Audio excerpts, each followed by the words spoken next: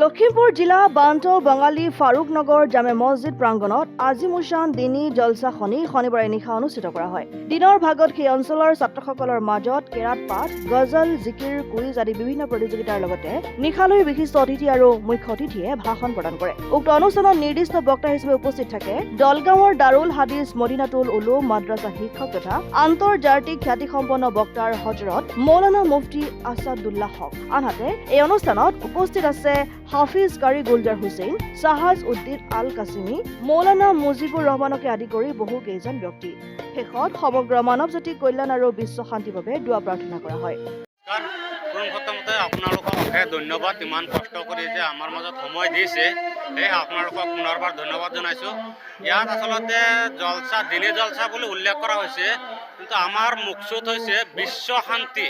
মৰহম ব্যক্তিসকলৰ ওপৰত যি মাগফিৰাতৰ কামনাৰে যি জলছা আয়োজন কৰা হৈছে, ইয়াত অকল ইছলাম ধৰ্ম বুলিয়েই নহয়, সকলো জাতি ধৰ্ম নিৰ্বিশেষে মিলা প্ৰীতিতে এই জলছাখন আয়োজন কৰা হৈছে।